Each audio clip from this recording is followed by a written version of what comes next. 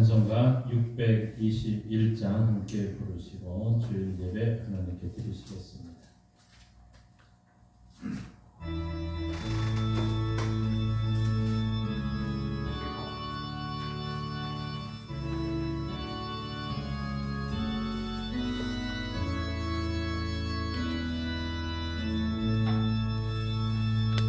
찬양하라 내 영혼아, 찬양하라 내 영혼아, 온 마음과 정성 다하여 주 찬양하라.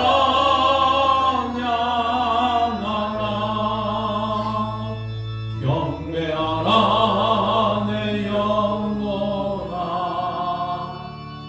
경배하라 내 영혼아,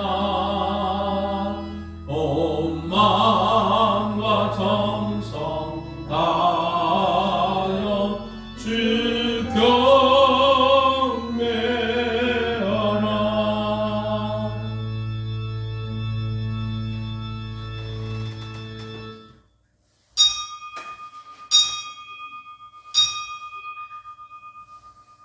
누가 주의 마음을 알았느냐? 누가 그의 모사가 되었느냐? 누가 주께 먼저 드려서 갚으심을 받겠느냐? 이는 만물이 주에게서 나오고 주로 말미암고 주에게로 돌아갑니다. 그에게 영광이 세세 있을지어다. 아멘. 하나님은 영이시니 예배하는 자가 영과 진리로 예배할지니라.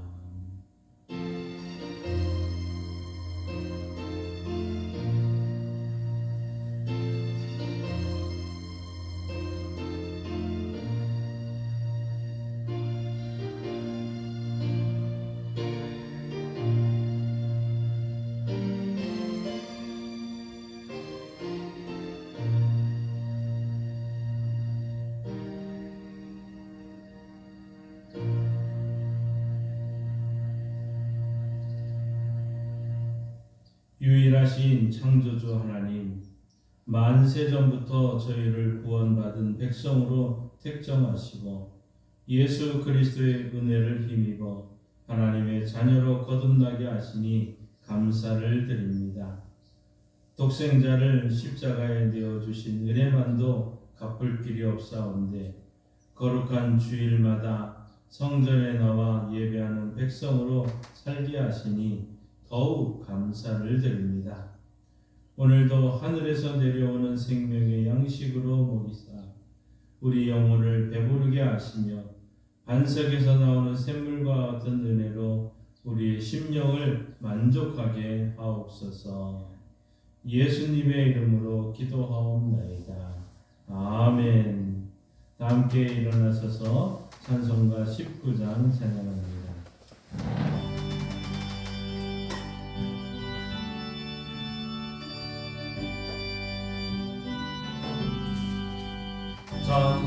찬송하는 소리 있어 사람 기뻐하도다. 하늘 아버지의 이름 거룩하도다. 세상 사람 찬양하자. 거룩하신 하나님께 할렐루야 할렐루야 할렐루야 아멘. 하나님의 나라 원세 영원토록 있도다. 하나님의 영광 나라 거룩하도다.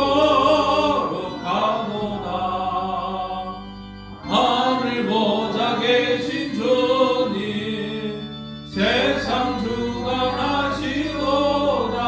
할렐루야 할렐루야 할렐루야 아멘. 하나님의 크신 섭리 그 뜻대로 되도다. 우리 아버지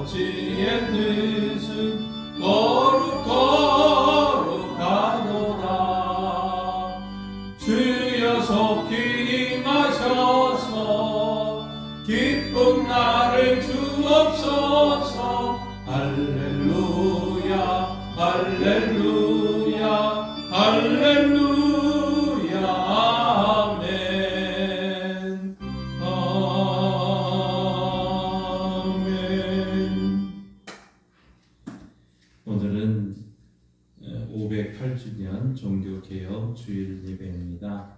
우리 교동문 104번 우리 종교개혁 주일 예배, 종교개혁 주일 교동문 함께 하시겠습니다. 나의 힘이신 여호와여, 내가 주를 사랑하나이다. 여호와는 나의 장소이시오, 나의 도시시오, 나를 건지시는 이시오. 나의 하나님이시여, 내가 그를 안에 피할 나의 바위시여, 나의 방패시여, 나의 근원이시오, 나의 산성이시로다. 예수께서 이르시되 오히려 하나님의 말씀을 듣고 지키는 자가 복이 있느니라 하시니라. 내가 복음을 부끄러워하지 아니하노니 이 복음은 모든 믿는 자에게 구원을 주시는 하나님의 능력이 됨이라. 먼저는 유대인에게요, 그리고 헬라인에게로다. 복음에는 하나님의 의가 나타나서 믿음으로 믿음에 이르게 하나니 영들과 보시는 믿음으로 말미암아 살리라. 너희가 내 안에 거하면 참으로 내 제자가 되고 지식을 알지 지식을 너희를 알게 하리라. 우리 주 예수 그리스도로 말미암아 우리에게 승리를 주시는 하나님께 감사하노니 그러므로 내 사랑하는 형제들아, 건시하면 흔들리지 말고 항상 주의 일에 더욱 힘쓰는 자들이 되라. 아멘. 자리에 앉으셔서 사도신경으로 우리 신앙을 함께 고백합니다. 나는 전능하신 아버지 하나님 천지의 창조주를 믿습니다. 나는 그의 유일하신 아들 우리 주 예수 그리스도를 믿습니다.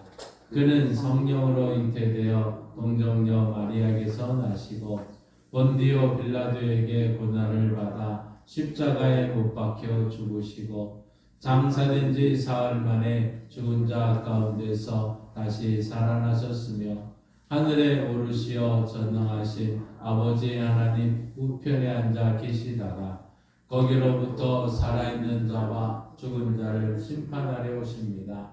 나는 성령을 믿으며 거룩한 공교회와 성도의 교제와 죄를 용서받는 것과 몸의 부활과 영생을 믿습니다. 아멘. 우리 다 함께 지난 한 주간 하나님 앞에 죄악된 모습을 고백하며 회개의 시간을 가지겠습니다.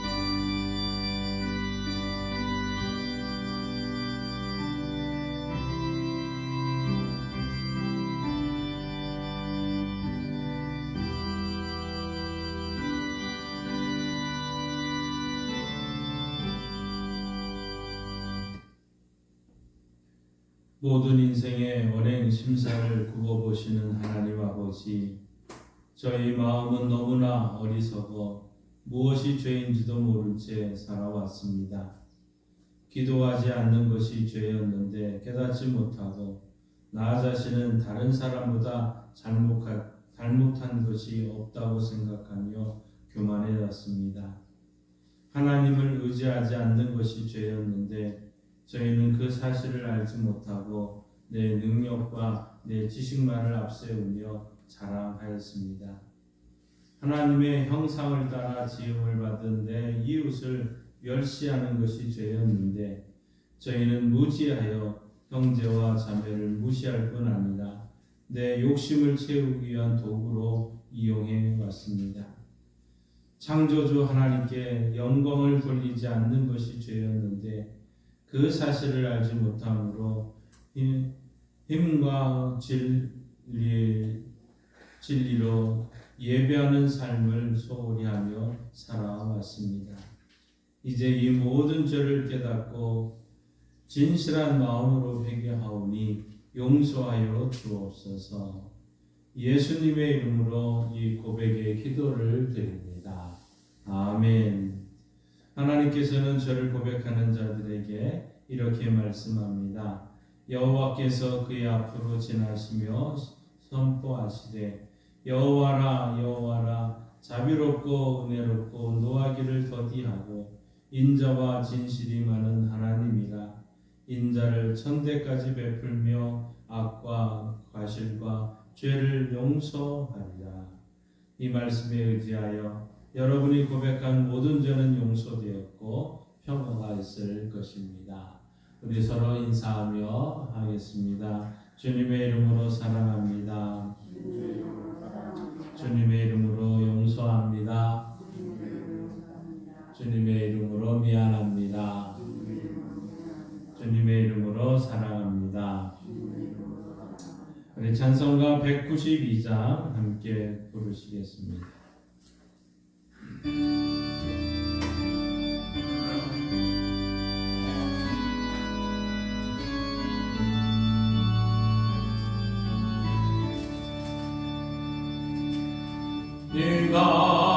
임하소서 임하소서 바람 같은 성령이여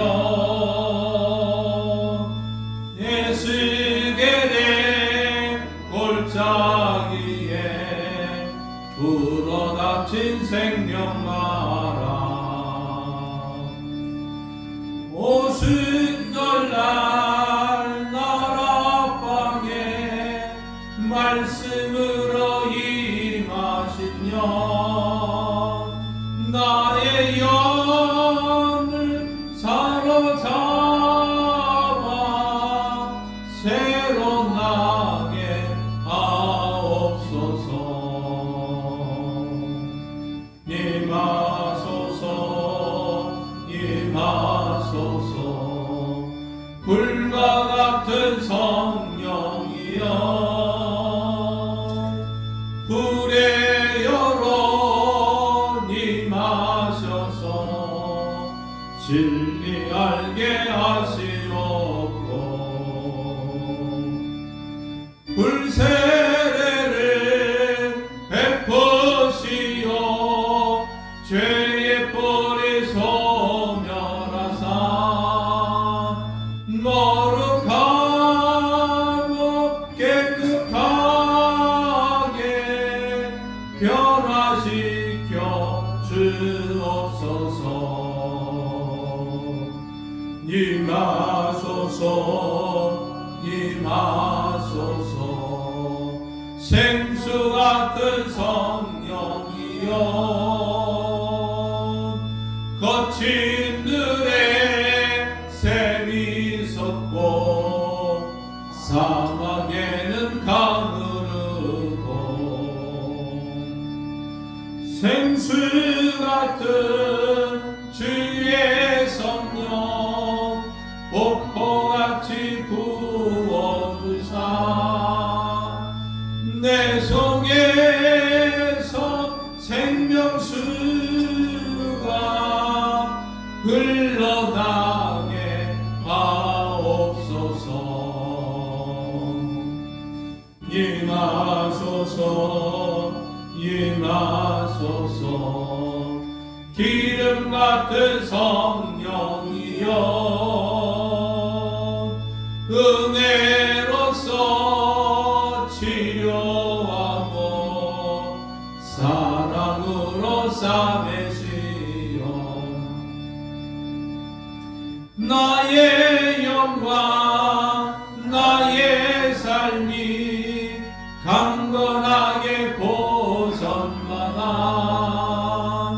어두운 세상 밝히다가 들림받게 하옵소서.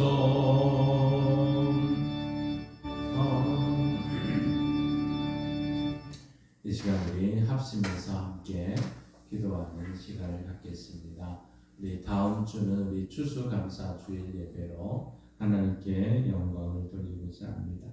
지난 1년 동안 우리 가정과 일터를 지켜주시고 우리 건강을 지켜주신 우리 하나님께 감사하면서 추수감사 예배 때 우리는 다음 주에 1일 바자회 또 함께하고 또 우리 햇살을 또 1kg씩을 나눠드리려고 합니다.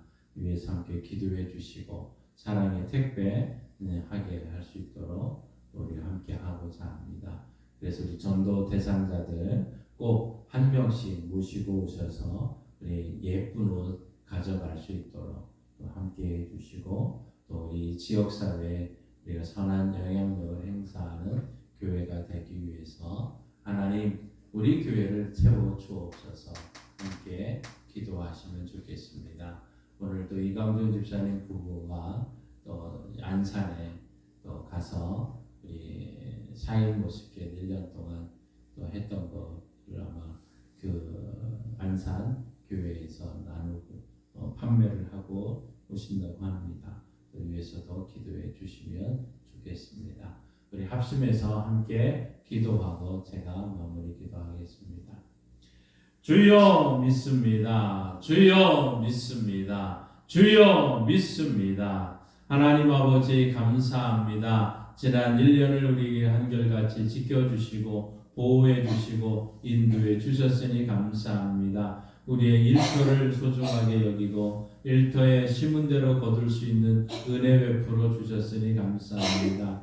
우리의 건강을 지켜주셨으니 감사합니다. 우리 교회와 성도들의 가정과 일터를 한결같이 보호하시고 지키시고 인도하신 주님, 우리의 자녀들 또한 건강하게 하시고 오늘까지 지켜주시고 안전케 해주셨으니 감사합니다. 저들의 삶 속에 하나님의 은혜가 있기를 원합니다. 다음 주는 우리 추수감사 주일로 성찬식과 1일 바자회와 또 함께 또 사랑을 나누고자 합니다. 하나님 1일 바자회를 통해서 추수감사 예배를 통해서 우리 온 성도들이 감사하며 예배드릴 때 하나님 영광 받아 주시고 귀한 옷을 가을 옷을 함께 나누며 섬길 때 하나님의 은혜가 우리 가운데 넘치게 하여 주옵시고 아버지 하나님께서 우리 성도들을 지키시고 인도해 주셔서 하나님의 크신 영광의 역사가 있게 하옵소서. 특별히 이 안강 지역의 5가정의 사랑의 택배를 감당하고자 합니다. 주님 도와주시고 채워주시고 영광 돌릴 수 있도록 역사하여 주옵소서. 하나님 아버지 감사합니다. 주의 교회를 든든히 세우시는 주여, 하나님의 은혜의 역사가 우리 가운데 있게 하여 주옵소서. 또 추수 감사절을 준비하고 감사하는 손길들마다 하나님이여 영광을 받아 주옵소서. 특별히 우리의 물질로 감사하게 해주시고 우리의 마음으로 감사하게 하시고 우리의 적은 하나님 과일로도 감사하고 물질로도 감사하며 하나님께 영광 돌리게 해 주옵소서. 특별히 1년 동안 기도하며 전도하고자 했던 사람들을 초청해서 함께 이를 바자회를 통해 아름다운 옷을 나누고자 합니다. 하나님의 은혜가 우리 가운데 있게 해주셔서 하나님 많은 사람들에게 필요한 옷이 나누어지고 공급되어지는 귀한 시간 되게 하여 주옵소서. 사랑의 택배를 통해서 이 지역의 영혼들을 살리며 하나님의 은혜를 함께 나누는 역사가 예수의 이름으로 있게 하옵소서. 하나님 귀한 우리 샤인 모스켓을 이제 수확을 해서 판매하고자 가신 우리 집사님 가정에 복을 주시고 오고 가는 교통을 안전을 지켜 주옵소서. 하나님께서 우리 교회와 성도들을 사랑해 주시고 또 이 나라 이 민족을 지켜 주셔서 하나님의 영광을 돌리게 하여 주옵소서. 특별히 종교개혁 주일에 오늘 우리가 하나님 말씀에 변화되어야 되는 것을 깨닫게 해주시고 하나님 우리가 더 준비된 가운데 깨어 있어서 하나님의 영광을 돌릴 수 있는 교회 되게 하여 주옵소서. 예수님의 이름으로 기도하옵나이다. 아멘. 하나님의 말씀 성경을 읽겠습니다. 마태복음 25장 1절에서 13절 말씀입니다. 마태복음 25장 1절에서 13절 말씀입니다. 신약성경 42쪽 43쪽에 있습니다.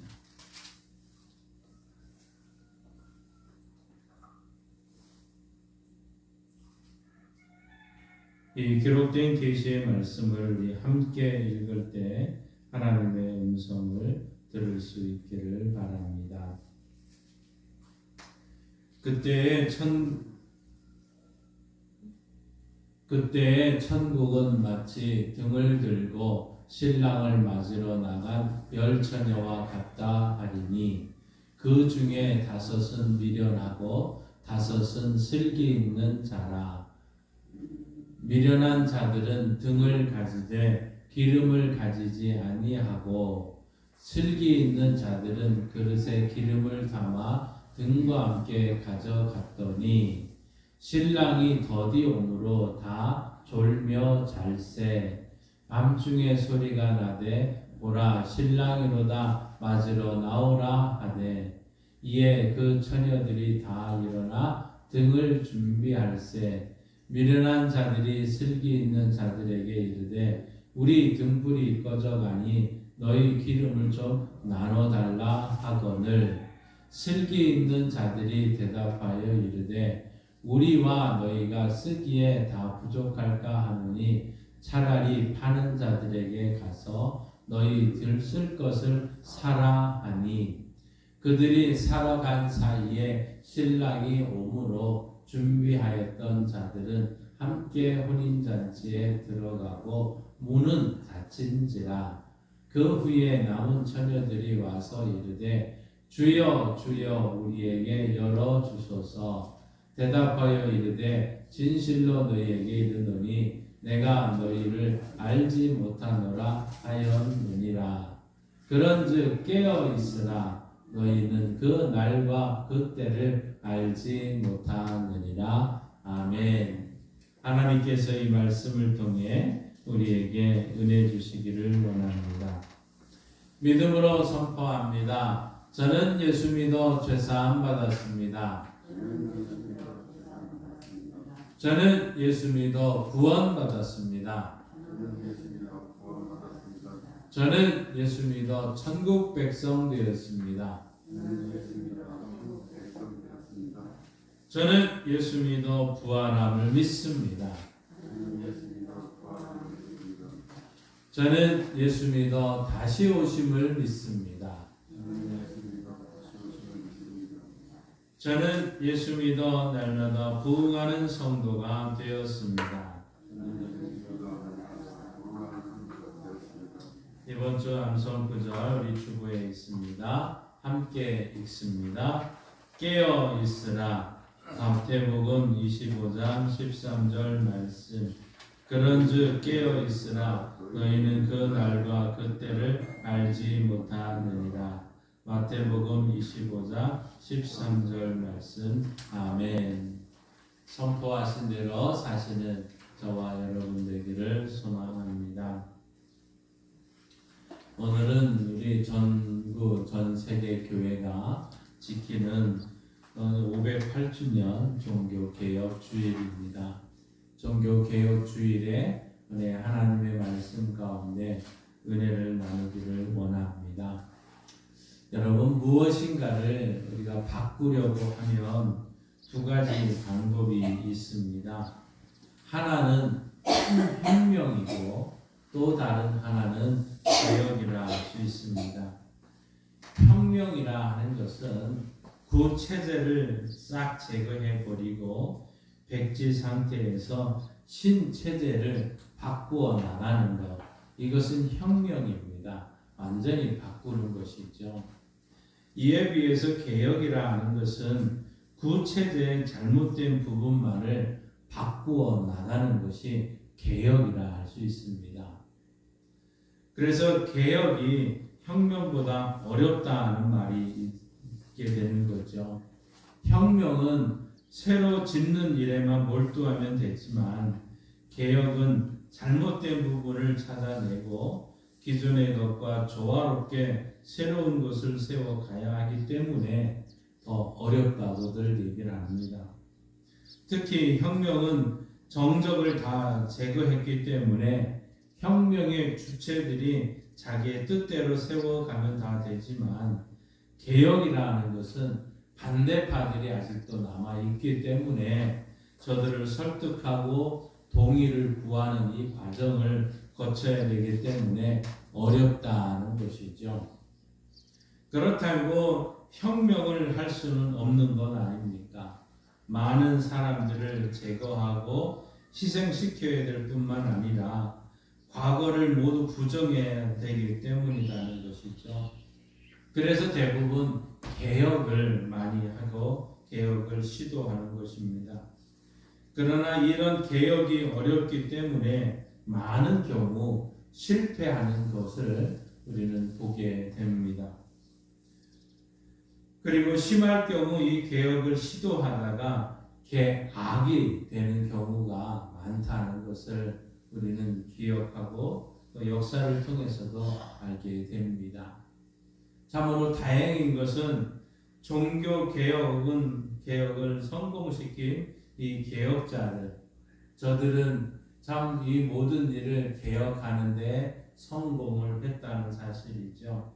우리는 바로 이 종교 개혁을 성공시킨 개혁자들의 후예라 할 수 있습니다.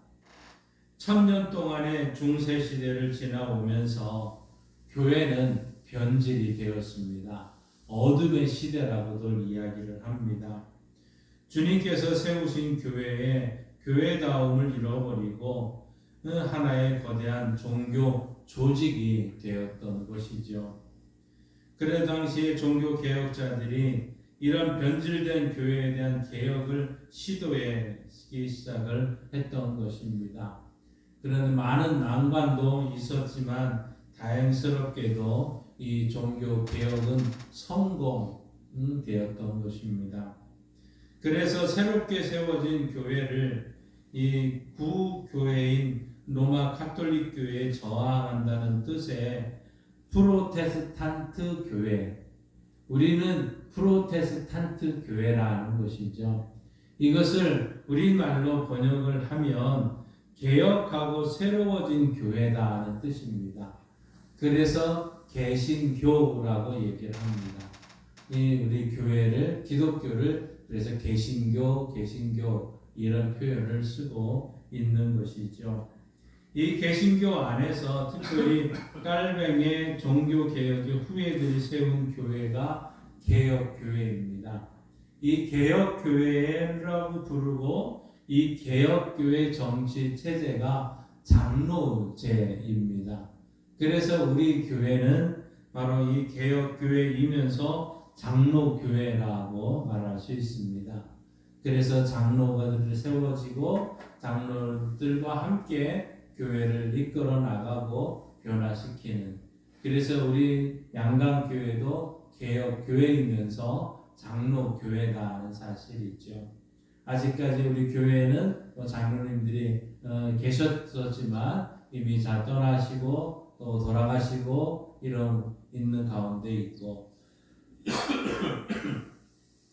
우리도 또 장로님들을 세워서 장로제로 장로교회 교인으로서 쓰임받기를 원합니다. 우리 개혁교회 장로교회는 이 깔백의 가르침을 따라서 하나의 소중한 명제가 하나 있습니다. 개혁된 교회는 항상 개혁되어야 된다는 것이죠. 그러니까 오늘 여기에 머물러 있지 말아야 될 것이고 계속해서 개혁해 나가야 된다는 것입니다. 왜냐하면은 이 우리가 사는 세상이 계속해서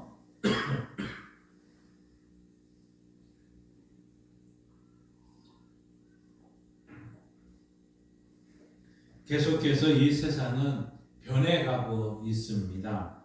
그래서 이 변화된 세상에 걸맞게 교회가 교회에 다오르면 개혁을 계속 이어져 나가야 된다는 것이죠. 그렇기 때문에 옛날의 모습으로 그대로 있어서는 교회는 안 된다는 것입니다. 계속해서 변화가 되어야 된다. 지속적으로 세상 속에서 이 세속화의 영향을 받고 있는 것이 교회이고 우리 성도들의 모습입니다. 그렇기 때문에 우리는 이 변화되는 세속화 속에서도 우리의 본질을 잃어버리지 말고 계속해서 변화되고 개혁되어져야 되는데 꼭 필요한 것이 있습니다. 그것은 깨어 있어야 된다는 것이죠. 저와 여러분이 깨어 있는 신앙으로 이 시대에 변화되는 이 세상 속에서 참 빛과 소금의 역할을 잘 감당함으로 하나님께 영광을 돌려야 된다는 사실입니다. 오늘 말씀의 주제는 우리가 잘 알고 있는 열처녀 비유입니다. 그런데 이 열처녀 비유의 마지막으로 예수님께서 하셨던 말씀은 깨어 있어라 하는 겁니다. 한번 따라해 봅시다. 깨어 있어라. 깨어 있어라. 우리가 이 열처녀 비유가 너무나도 잘 아는 비유 중에 한 가지이지만 열처녀 비유를 우리가 잘 이해하기 위해서는 바로 유대인의 이 결혼 풍습을 알아야 됩니다. 그 유대인의 결혼 풍습을 알아야 되는데 유대 나라에도 마찬가지지만 우리나라도 마찬가지죠. 이 결혼이라는 것은 엄청난 가정 대소사가 아닙니까? 모든 사람들이 경사스러운 것으로 이 결혼을 하게 되는데 특별히 유대 나라는 온 마을에 잔치로 총동원해서 이 결혼을 축복해 주게 됩니다. 그래서 많은 사람들이 축하를 받기 위해서 이제 신랑의 결혼 행렬을 지켜보고 일부러 마을 전체와 그 여러 곳을 돌게 될 정도로 이렇게 움직이다가 신부의 집으로 가게 됩니다. 그래서 신랑이 신부의 집으로 장가를 가게 되는 것이죠. 그러니까 이 혼인잔치의 오늘 이 일은 신부 집에서 일어나는 혼인잔치인 것입니다. 그래서 놀라운 이제 이 열처녀 비유가 있게 되는 것인데 이 신부는 이 신랑을 기다리면서 10명의 들러리 처녀들이 이 신랑을 함께 맞으러 나가게 되는 것입니다. 근데 때로는 어떤 사고로 오늘 본문에 있는 것처럼 신랑의 행렬이 늦게 오는 경우도 있다는 것이죠. 남녀 한 쌍이 이제 결혼을 하게 되면 신혼여행을 떠나기 전에 일주일 정도를 신부의 집에서 머물면서 이제 이 혼인잔치가 이루어지는 것입니다. 마치 그때는 이 왕자와 왕과 같은 예우를 받게 되는 것이고 또 평생 잊지 못하는 가장 즐거운 순간이 바로 이 신부 집에서 일어나는 혼인잔치라 할 수 있다는 것이죠. 이 열처녀 비유는 우리 유대인의 결혼 풍습을 배경으로 이 말씀을 하고 있다는 것입니다. 이 신랑은 예수 그리스도를 의미하는 것이고 신랑을 맞으러 나간 열처녀들은 성도들을 의미합니다. 또 이 등은 성도들의 외형적인 신앙의 모습을 말한다면 기름은 신앙을 유지시켜주는 성령을 상징한다 할 수 있겠습니다. 그래서 열처녀를 슬기로운 5처녀와 미련한 5처녀를 나누는 것은 성도들로 하는 일 가운데 예수님의 재림 때에 어린 양의 혼인잔치에 들어갈 자와 버림받을 자가 있다는 것을 경고하는 또 이 말씀인 것이죠. 우리는 열처녀 비유다 해가지고 열이다, 5이다 여기에 숫자에 우리가 관심을 기울여서는 안 될 것입니다. 저들이 이 신랑을 기다리는 열처녀가 준비된 상태에 따라서 둘로 양분되었다는 사실이죠. 신랑이 더디올 때 이 신랑을 이제 소 맞을 준비를 했던 슬기로운 5처녀 또 혼인 예식에 들어갈 수 있었던데 반면에 신랑이 더디온 것을 대비해 기름을 준비하지 않는 미련한 5처녀는 버림을 받았다는 사실입니다. 이 비유는 결국 예수님의 재림이 확실하지만 그 때가 언제인지 알지 못하므로 항상 깨어서 그리스도의 재림을 기다리되 주님께서 언제 오실지 자신 있게 맞이할 수 있도록 만반의 준비를 갖추어야 되는 것을 우리에게 가르쳐 주고 있는 말씀이죠. 그렇기 때문에 그때를 알지도 못하기 때문에 우리는 깨어 있어야 된다는 사실입니다. 자, 그런데 오늘 신랑을 한번 보십시오. 5절과 6절에 이렇게 말씀합니다. 함께 읽습니다. 신랑이 더디 옴으로 다 졸며 잘세 밤중에 소리가 나되 보라 신랑이로다 맞으려 나오라 하매. 자, 신랑이 신부의 집으로 가는 그 시간, 이제 혼인잔치가 준비되어 있는 그 신부 집에 가기 위해서 신랑이 아무 때나 가는 것은 아닙니다. 항상 그 모든 권한은 아버지의 권한이 있습니다. 아버지가 가라 해야 신랑이 신부의 집으로 가서 그 혼인잔치에 참여할 수 있는 것입니다. 자, 그런데 이 신랑도 구체적으로 언제 가야 되는지를 모르는 겁니다. 이것이 유대의 혼인잔치의 모습인 거거든요. 자, 그런데 아버지가 가라 해서 가게 됐는데 오늘 어떤 경우가 생깁니까? 신랑이 더디 오게 되기 때문에 사람들이 졸며 잠들었다고 얘기를 하는 것입니다. 그러니까 이 첫날 올지 둘째 날 올지 셋째 날일지 넷째 날일지 신랑을 기다리고는 있지만 그 들러리들이 언제 올지를 모르기 때문에 그냥 기다리고 있는 것이죠. 그런데 더디 오게 되면서 졸게 되고 잠들었다고 얘기를 합니다.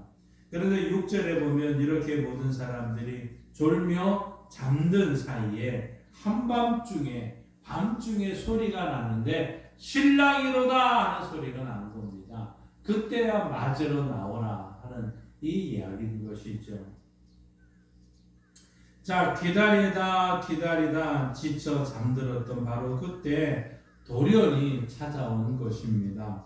그렇다면 주님의 비유는 오늘 우리에게 무엇을 가르쳐 주고 있을까요? 옛말에 길이 멀어야 말에 힘을 알 수 있고 세월이 흘러야 사람의 마음을 알 수 있다 라는 이런 말이 있습니다.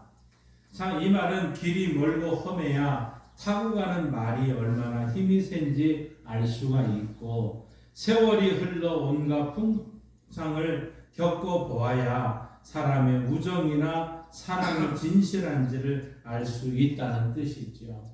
마찬가지로 예수님의 재림이 지체되는 이유 가운데 하나는 재림을 기다리는 성도들의 마음이 얼마나 진실한가, 또 시험하려는 주님의 깊은 뜻이 담겨져 있는 것이죠.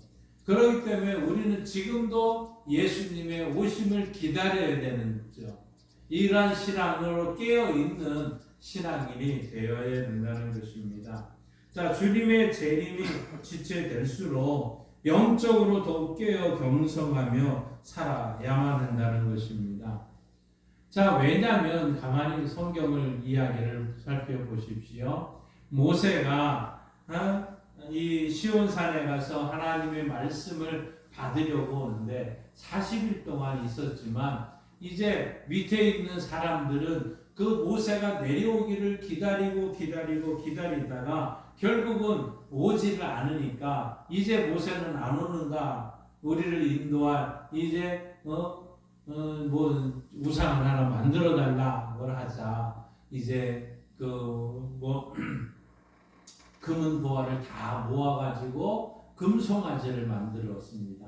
그리고 금송아지가 이 신이 우리를 인도해 주는 신이다 하면서 그들이 춤잔치를 벌이고 우상 숭배를 했던 것 아닙니까? 도둑이 가장 많이 침입할 때는 언제인 줄 아십니까? 사람들이 경계를 늦추는 한 낮이나 깊은 잠이 들어있는 한 밤중이라고 얘기를 합니다. 이처럼 주님 역시 사람들이 깊은 영적 잠에 빠져 있을 때 돌연히 오셔서 알곡과 가라지를 구별해 내실 것입니다. 그러므로 우리들은 주님의 재림이 지체될수록 영적 어두움이 깊어질수록 더욱 믿음과 성령의 불을 밝히고 준비함으로써 언제든지 정결한 모습으로 주님을 맞이할 수 있는 깨어있는 그리스도의 신부들이 되시기를 바랍니다. 자, 슬기로운 다섯 처녀와 미련한 다섯 처녀, 오늘 이렇게 분류가 되고 있는데 이 지혜로움이나 어리석음의 차이가 어디서 오고 있을까요? 그들의 지적인 능력이나 학력의 어떤 차이가 결코 아니었습니다. 저들은 준비성에서 갈라지고 있는 것이죠. 자, 슬기로운 다섯 처녀는 이제 기름을 준비했다는 사실입니다. 지혜로운 사람들은 준비를 했다는 얘기죠. 기름이 무엇을 상징하느냐에 따라서 많은 학자들의 해석은 다르지만 그래도 우리 일반적인 해석은 성령을 상징한다고 말하고 있습니다. 그 열처녀 비유는 참신자와 형식적인 신자, 성령을 받은 신자와 받지 못한 신자, 그리스도의 재림을 예비한 자와 예비하지 못한 자의 차이를 가르쳐 주고 있습니다. 지혜로운 다섯 처녀는 기름을 준비를 잘하여 신랑이 왔을 때 혼인잔치에 참여하여 한껏 기쁨을 누릴 수 있었습니다. 그렇다면 이 지혜로운 다섯 처녀와 같은 우리 성도들의 삶은 어떤 삶이 되어야 될까요? 말씀대로 순종하는 삶, 이것이 지혜로운 삶 아닙니까? 말씀을 듣는 것으로 만족해서는 안 될 것입니다. 믿음은 다만 말씀으로 순종한 뒤 따를 때만 가치가 있고 생명력이 있는 것이기 때문이라는 거죠. 이를 들을 귀로 끝나는 것이 아니라 손과 발로 행해지는 그 믿음의 역사가 있어야 된다는 것입니다. 지혜로운 다섯 처녀는 말씀이 자신들에게 무엇을 요구하는지를 분명히 알았고 또 그것을 실천했고 준비했다는 사실입니다. 이 애굽 땅에 있었던 이스라엘 백성들을 생각해 보십시오. 유월절 양의 피를 문설주와 임방에 바르라 하는 모세의 명령에 저들은 가서 문설주와 임방에 그 양의 피를 발랐을 때에 그 죽음의 사자가 그 집을 넘어간 것 아닙니까? 듣는 것으로 끝나지 아니하고 손과 발이 가서 이제 문설주와 임방에 유월절 양을 발랐을 때, 피를 발랐을 때, 바로 순종했을 때 이런 은혜가 있었던 것처럼 바로 말씀과 기도로 순종하고 이제 준비된 성도로 살아가는 우리 교회와 성도들이 되시기를 바랍니다. 자, 미련한 다섯 처녀는 기름을 준비하지 않았다는 것이죠.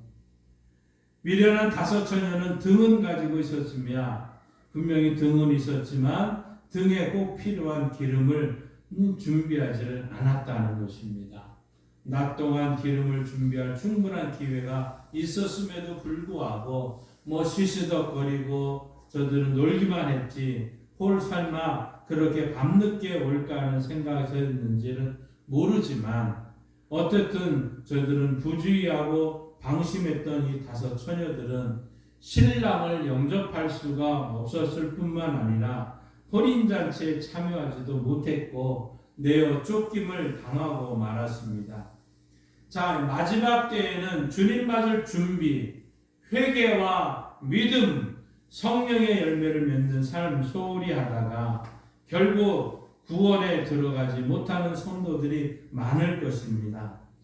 그러므로 우리들은 주님 맞을 준비를 미루다 참 결국 구원의 기회를 놓쳐버리는 어리석은 자가 되어서는 결코 안 될 것입니다. 늘 우리는 항상 말씀과 기도로 준비하며 깨어있는 성도들이 되어서 지혜롭게 또 슬기로운 다섯 처녀처럼 혼인잔치에 참여하는 저와 여러분 되기를 바랍니다. 자, 미련한 다섯 처녀는 기름도 준비해 놓지 않고 졸다가 보라 신랑이다 마저 나오라 하는 이 음성을 들을 때 어쩔 줄 모르고 당황해 했던 것입니다.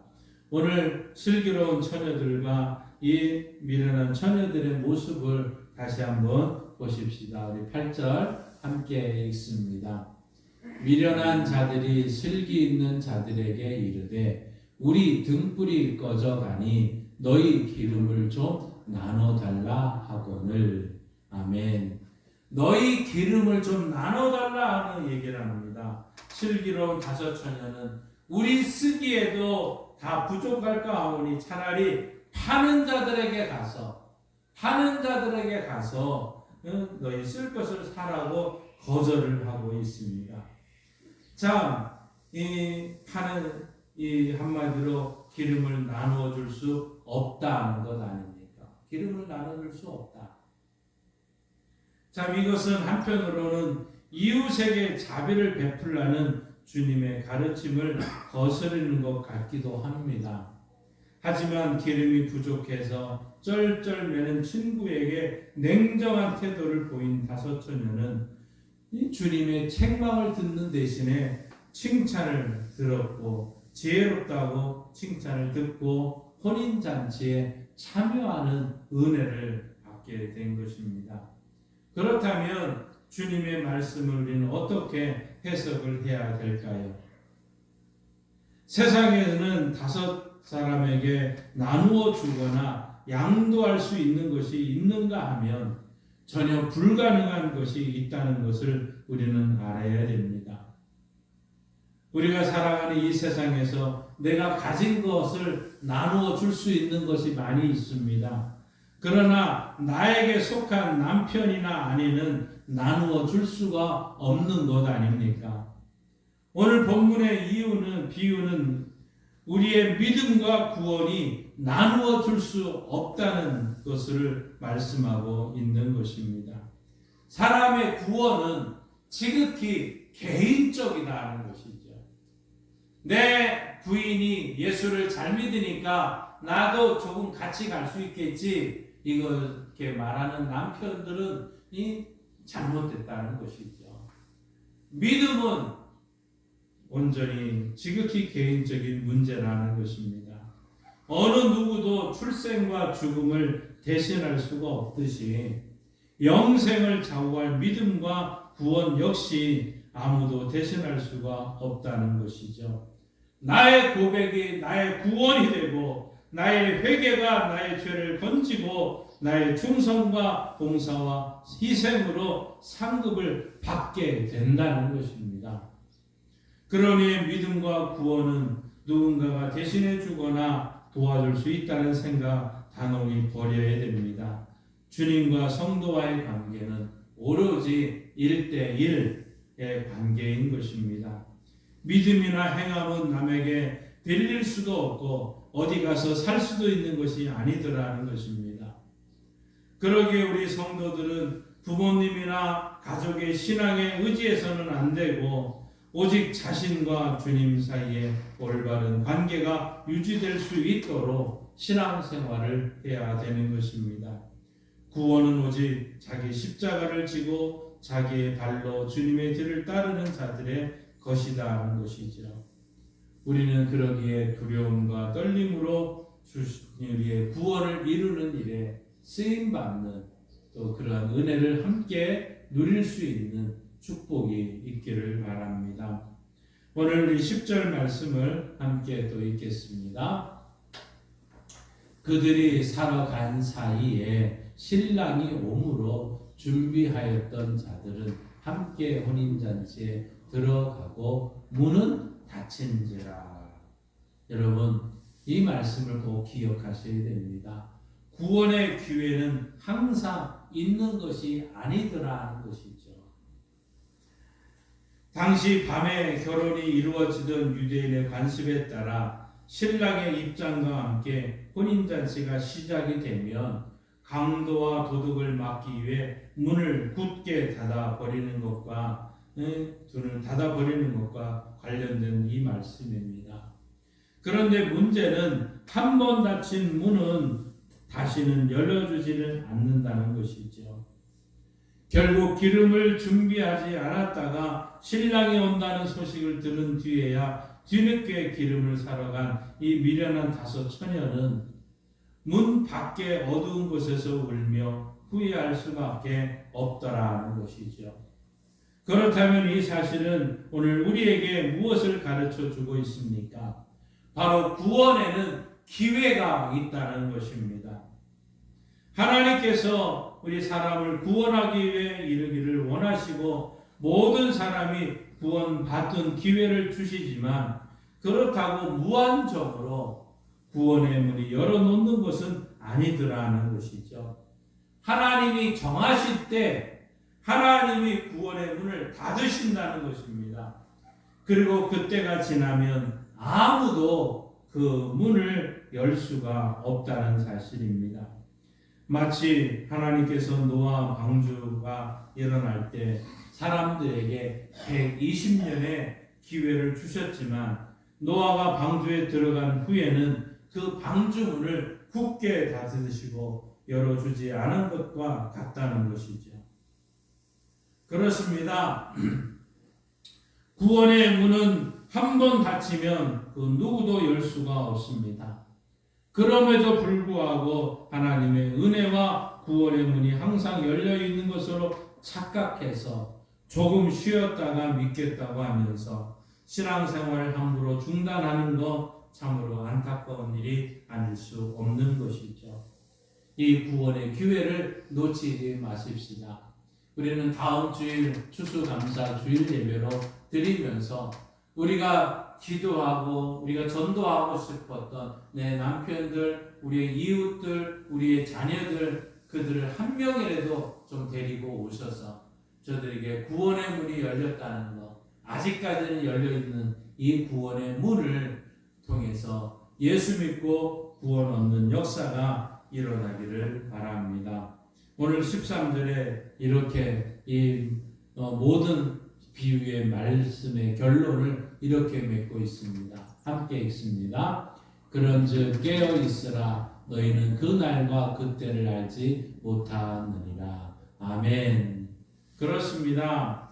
결론은 깨어 있으라는 것이죠.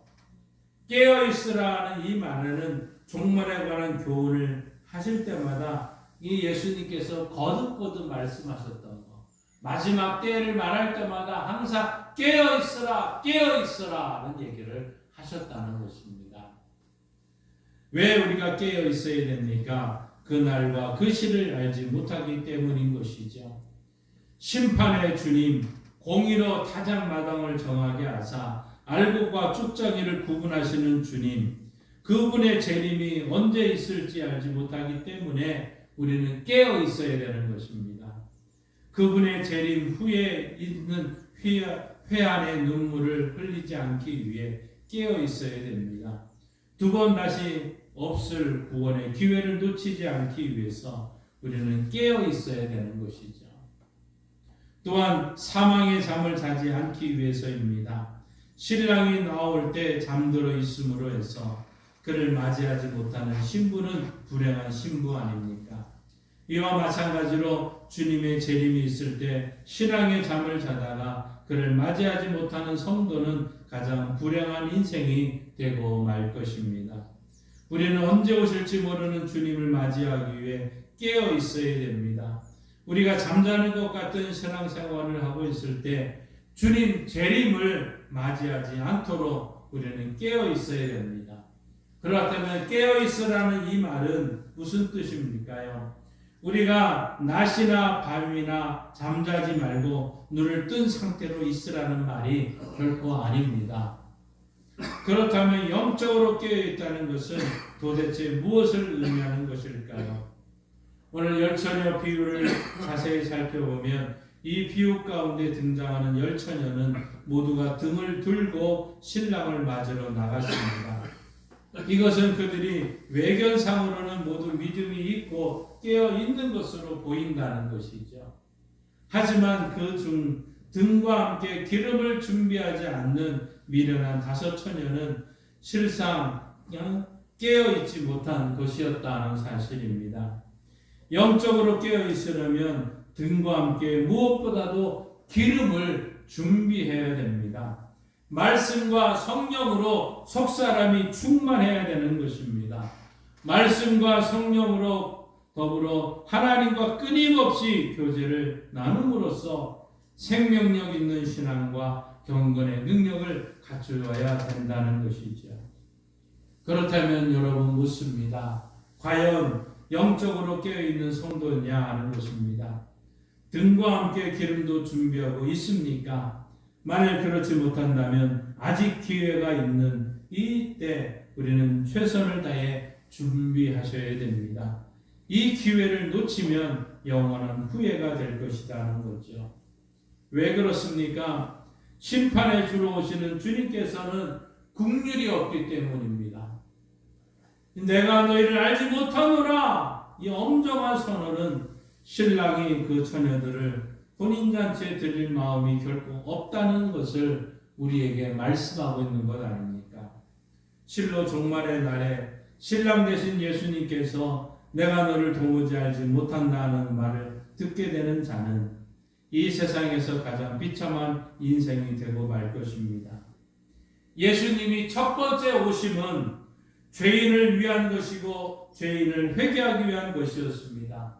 그렇기 때문에 주님께서는 긍휼이 있었고 사랑이 충만했습니다. 그때까지는 죄인이 나올 수 있는 것이라는 거죠. 주님께서 친히 말씀하시기를 내가 의인을 부르러 온 것이 아니요 죄인을 부르러 왔노라. 아직 주님이 오시기 전까지는 이 말씀이 유효한 것이죠. 그러나 예수님의 초림이 구원과 회개를 선포한 것이었다면 주님의 재림은 심판과 멸망을 선언한 것입니다. 마태복음 3장 12절 이렇게 말하고 있죠. 손에 키를 들고 자기의 타작 마당을 정하게 하사 알고 온 모아 곳간에 들이고 쭉저기는 꺼지지 않는 불에 태우시리라. 마지막 때는 이제 알곡과 쭉저기를 나누는 그 순간입니다. 예수님의 재림 때는 주님은 긍휼이 없습니다. 그때는 공의로운 심판만이 있을 뿐이라는 거죠. 그때는 죄인들은 주님께 나올 수가 없고 주님은 죄인을 더 이상 용납하지 않으신다는 것이죠. 또 한편에 그때는 한편의 즐거움과 환희의 찬송 또는 한편에는 회한의 눈물과 통곡이 갈라지는 이 두 종류의 구분만이 있을 뿐이라는 사실을 여러분 잊지 말아야 됩니다. 오늘 우리는 예수님께서 가르쳐 주신 이 열처녀 비유를 함께 살펴봤습니다. 말세 교회에는 두 믿음이 있을 것입니다. 하나는 참 믿음이고 하나는 거짓 믿음입니다. 오늘 비유대로라면 50대 50일 것입니다. 곡식과 가라지의 비유에서도 나타나듯이 교회 안에 알곡이 있지만 분명히 가라지가 있다는 사실입니다. 예수 그리스도를 신랑으로 그리고 성도를 신부로 묘사하는 이유가 무엇입니까? 주님보다 성도를 더 사랑하는 분이 없기 때문이고 그러한 주님께 성도가 신앙의 정절을 지켜야 하며 주님이 재림하신 후에는 주님과 더불어 영원히 동거하기 때문인 것 아닙니까? 지연되는 주님의 재림은 사람들로 하여금 영적 긴장감을 느슨하게 만들어 방종에 흐르는 기회로 이용될 수도 있습니다. 그렇다면 우리는 지체되는 주님의 재림을 회개와 구원의 기회로 이용하고 있는가? 아니면 방종의 기회로 이용하고 있는가? 이 시간 여러분 각자의 자신을 성찰하시기를 바랍니다. 열처녀 비유의 결론은 분명히 깨어 있으라는 것입니다. 특히 이 단어는 현재 명령형입니다. 이 말이 뭐냐? 주님, 우리가 이 깨어 있는 거, 예수님의 재림 직전에 가서 내가 깨어서 주님 맞으면 되지, 이 상황이 아니라는 것이죠. 우리가 살아가는 동안 항상 영적으로 깨어 살라는 말씀인 것입니다. 왜냐하면 그 날과 그 시를 알지 못하기 때문이죠. 주님 때만 모르는 것이 아니라 내 생의 마지막 순간도 언제 찾아올는지 아무도 알지를 못합니다. 그렇기 때문에 저와 여러분은 항상 깨어 있는 성도들이 되어야 됩니다. 우리 모두 다시 오실 주님을 영적으로 잠든 상태에서 맞이하는 부끄러운 신부가 되지 말고 항상 깨어서 등불 들고 주님 맞을 준비하고 있다가 신랑 되신 주님께서 다시 오실 때 기쁨으로 주님을 맞이하여 하늘나라의 혼인잔치에 한 사람도 빠짐없이 참여하는 슬기로운 다섯 처녀와 같은 성도들이 되시기를 주님의 이름으로 축원합니다. 기도하겠습니다. 하나님 아버지, 구원의 기회는 살아있는 이때인 줄 압니다. 오늘이 구원의 때이고 오늘이 천국 백성 되는 때인 줄 믿습니다. 이번 부활주의 추수감사주의를 맞이하며 이제 우리가 전도하고자 했던 사람들 한 명 꼭 데리고 와서 하나님 앞에 예수 믿고 구원받아 천국 백성 되라고 선포하며 하나님께 영광 돌리고자 합니다. 주여 도와 주옵소서. 주님의 은혜가 우리 성도들에게 있게 하여 주옵소서. 무엇보다도 우리 모든 성도들 성령 충만케 해주시고 말씀과 성령의 충만한 가운데 영적으로 깨어 있어서 주님 오시는 날 할렐루야 환영하며 맞이하며 영광 돌리고 하늘잔치 자리에 모두가 참석하는 은혜가 있게 하여 주옵소서. 예수님의 이름으로 축복하며 기도하옵나이다. 아멘. 우리 찬송가 521장 함께 부르시며 봉헌합니다.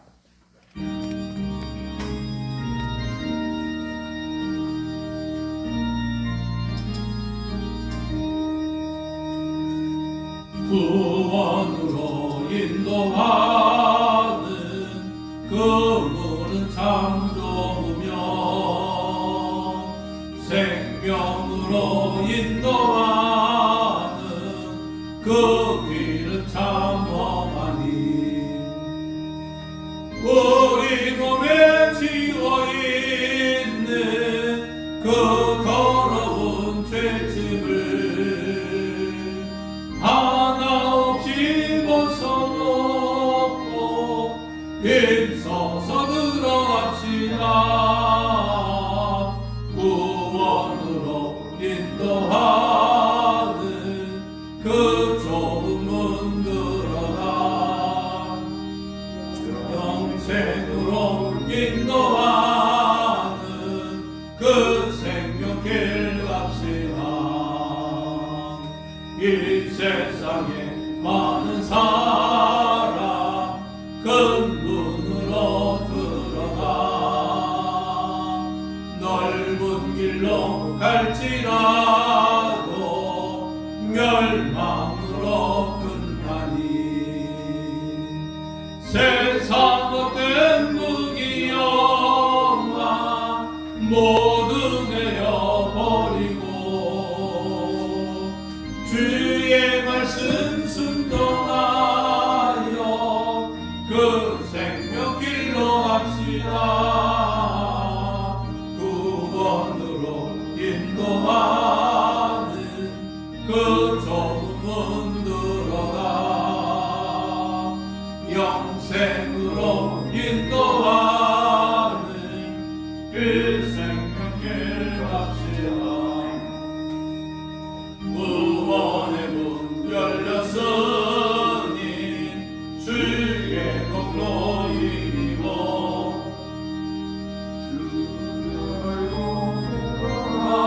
가서 생명길로 갑시다. 구원의 문 닫힌 후에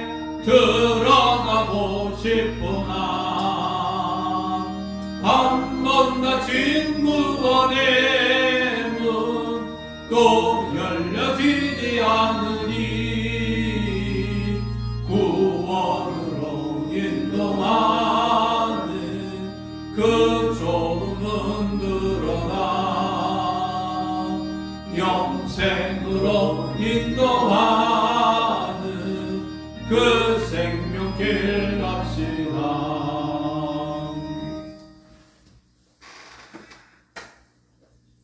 하나님을 아버지로 예수님을 구주로 믿는 주의 성도들이 하나님의 은혜에 감사해서 귀한 예물을 드립니다. 하나님, 이 구원의 이 예물과 함께 우리의 기도의 간구와 전도의 소망을 함께 드립니다. 우리의 영혼에 떠오르게 되는 우리의 남편들, 우리의 가족들, 우리의 친척들, 이웃들, 그 영혼 구원도 이 예물과 함께 드립니다. 주여, 이 예물 받아 주시고 우리의 자녀들, 우리의 남편들, 우리의 이웃들을 구원하여 주시고 살려주셔서 하나님 오는 날 주님 잔치에 함께 참여하는 기쁨을 맛보게 하여 주옵소서. 하나님의 은혜가 우리 양강교회에 있기를 원합니다. 양강 주민 3,000여 명 중에 하나님이여 11조와 같은 300명을 우리에게 허락하여 주시고 하나님의 영광을 돌리는 기쁨을 이 양강교회를 통해서 이루어지는 은혜가 넘치게 하여 주옵소서. 아버지 하나님, 주님께서 한 해 동안 우리의 건강을 지켜주시고 우리의 삶을 지켜주신 주님, 우리의 인간의 연약함 가운데 있습니다. 우리를 불쌍히 여기시고 고쳐 주옵소서. 주님 말씀대로 우리를 사용하시기에 합당하게 고치시고 쓰임받을 수 있도록 역사하여 주옵소서. 이 시간 우리의 연약한 부분에 손을 얹고 기도합니다. 주여 치료하여 주옵소서. 예수님이 채찍에 맞으심으로 고혈압과 당뇨와 신경통과 근육통과 혈액투석과 우울증과 조울증과 강박증과 신장과 심장과 담량과 폐의 연약함을 주님께 전가합니다. 주여 손과 손등과 어깨와 허리와 무릎과 관절의 모든 아픔을 주님께 전가합니다. 기침과 독감과 코로나와 같은 우리의 연약함을 주님께 전가합니다. 치료하는 광선을 씌우셔서 외양간에서 나온 송아처럼 뛰는 은혜가 반드시 속히 일어나게 하셔서 하나님께 영광 돌리는 은혜가 넘치게 하여 주시고 이 기쁨을 모든 사람들과 함께 나눌 수 있는 은혜가 넘치게 하여 주옵소서. 주님의 은혜가 우리 가운데 함께하길 원합니다. 주여 도와 주옵소서. 예수님의 이름으로 축복하며 기도하옵나이다. 아멘. 하늘에 계신 우리 아버지, 아버지의 이름을 거룩하게 하시며 아버지의 나라가 오게 하시며 아버지의 뜻이 하늘에서와 같이 땅에서도 이루어지게 하소서. 오늘 우리에게 일용할 양식을 주시고 우리가 우리에게 잘못한 사람을 용서하여 준 것 같이 우리 죄를 용서하여 주시고 우리를 시험에 빠지지 않게 하시고 악에서 구하소서. 나라와 권능과 영광이 영원히 아버지의 것입니다. 아멘. 우리에게 혼인잔치를 예비하신 우리 하나님께 영광의 역사를 드리시겠습니다. 네, 다 함께 일어나셔서 505자 1절 부르시겠습니다.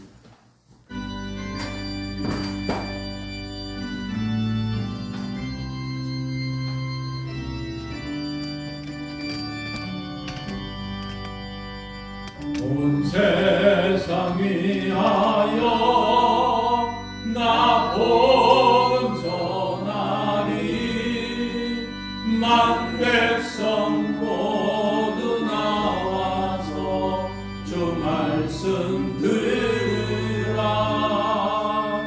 죄 중에 빠져서 헤매는 자들아 주님의 음성 듣고서 너 구원받으라. 전하고